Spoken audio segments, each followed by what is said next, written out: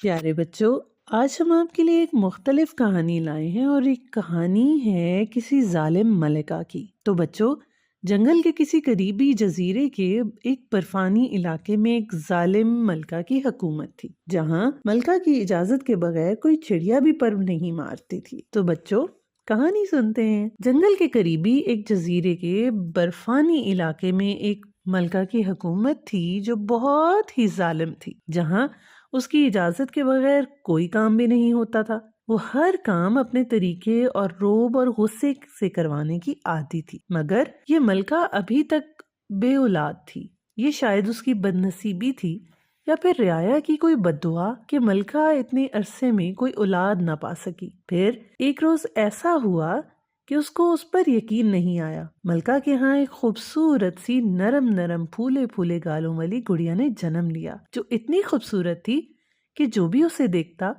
دیکھتا ہی رہ جاتا۔ ملکہ نے اس کا نام شہر بانو رکھا۔ دن گزرتے گئے، شہزادی شہر بانو بڑی ہونے لگی، لیکن ایک حیرت انگیز بات یہ تھی کہ اولاد کی دولت پا کر بھی ملکہ کے رویے میں کوئی فرق نہیں آیا تھا، بلکہ وہ پہلے سے بھی زیادہ مغرور ہو چکی تھی۔ شہزادی شہر بانو کبھی اپنے ماں کے رویے سے پریشان ہو جاتی اور وہ سمجھتی تھی کہ سب انسان برابر ہوتے ہیں، کوئی اونچا نیچا بڑا چھوٹا نہیں ہوتا۔ رعایا بھی اپنی شہزادی شہر بانو سے بہت پیار کرتی تھی۔ ایک روز شہزادی نے اپنی ظالم ماں کو سبق سکھانے کا سوچا، اور پھر اس نے برفانی جزیرے میں برف کا مصنوعی طوفان پیدا کرنے کا فیصلہ کیا تاکہ ملکہ تمام چیزوں سے محروم ہو جائے اور اس میں کسی محرومی کا احساس پیدا ہو جائے۔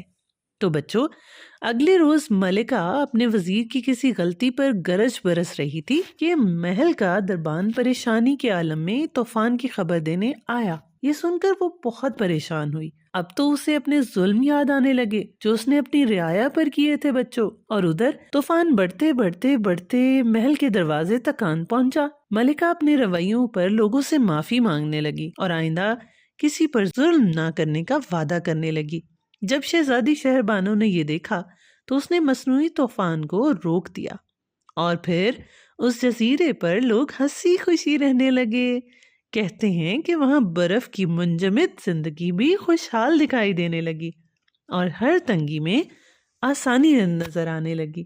تو پیارے بچوں، کبھی بھی غرور نہیں کرنا چاہیے اور لوگوں کے ساتھ ظلم سے پیش نہیں آنا چاہیے۔ کوشش کریں کہ آپ ایک نیک دل انسان رہیں۔ ہمارے چینل کو لائک کریں، سبسکرائب کریں، شیئر کریں۔ فینٹاسٹیکل جرنیز ود آمنہ۔